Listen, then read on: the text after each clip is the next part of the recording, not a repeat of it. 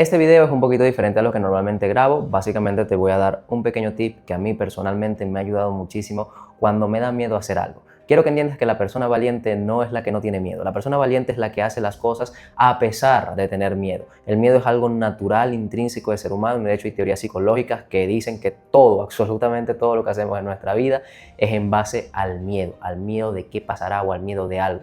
Si yo tomo agua es por el miedo a quedarme deshidratado. Si yo como es por el miedo a desnutrirme. Si yo hago lo que sea es por miedo.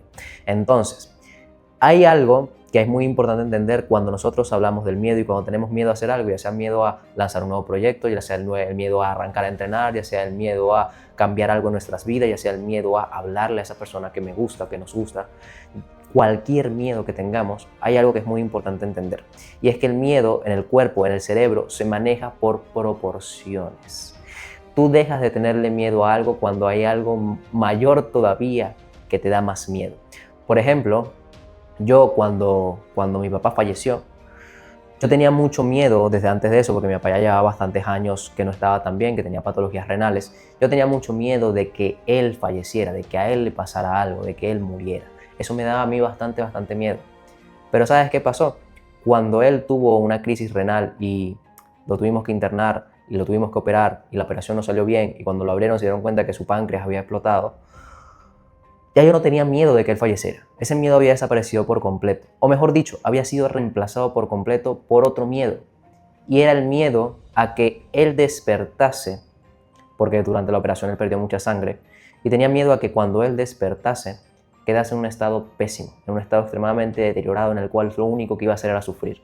Tenía miedo a que él saliera de la operación, siguiera con vida y ahora fuera, aparte de simplemente paciente renal y hipertenso, que ahora también fuera diabético, que lo tuvieran que estar haciendo diálisis de forma constante y que al mismo tiempo fuese quedado ciego por toda la sangre que perdió y que por consecuencia ya no llevaba sangre a sus vasos, a sus ojos como tal. Me daba más miedo eso, que él quedara en ese estado, a que simplemente él falleciera. Y en ese preciso momento perdí por completo el miedo a la muerte de mi papá y la acepté. Básicamente eso me permitió seguir adelante y tomar las decisiones que se tuvieron que tomar para que mi papá pudiera descansar. El miedo funciona por proporciones. Si tú tienes algo que te genera un miedo superior, la otra cosa te va a terminar de generar menos miedo y por consecuencia ya no la vas a tener en cuenta. Cuando tú tienes, por ejemplo, miedo a competir en un deporte, tú tienes que analizar qué te da más miedo. ¿Te da más miedo el hecho de ir a la tarima o ir al tatami o ir al octágono o ir a donde sea y competir en ese deporte y simplemente hacer lo mejor que puedes hacer? ¿O te da más miedo nunca haberlo intentado? Llegar a tus 90 años, morirte triste, sabiendo que no hiciste esa cosa que querías hacer porque te dio miedo. ¿Qué te da más miedo? Hablarle a la persona que te gusta, confesarle lo que sientes y ver si te corresponde o no. ¿O te da más miedo simplemente que pasen los años y que nunca le hablaste a esa persona y que nunca supiste si le gustabas tú también y que simplemente quede como un recuerdo de algo que nunca pasó? A mí personalmente me da más miedo lo segundo.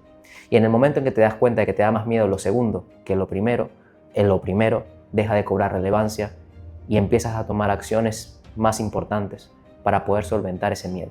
Y empiezas a hacer las cosas.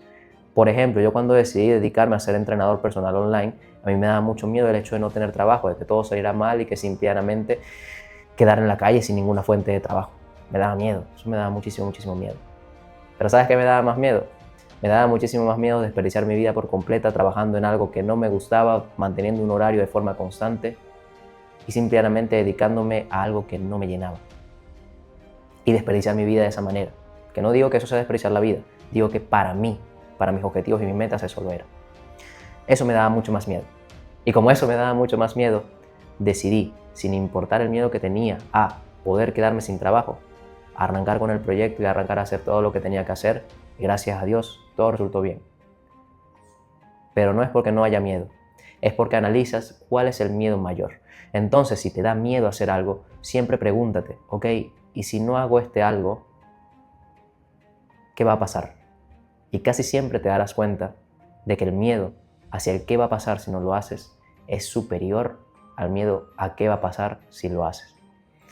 Cada vez que tengas un problema, analiza el miedo desde esta perspectiva, analiza el miedo desde un punto de vista objetivo y busca algo que te dé más miedo. Es un pequeño hack mental, es un pequeño truco mental que te puede ayudar a hacer esas cosas que realmente quieres hacer, pero que nunca haces simplemente por miedo.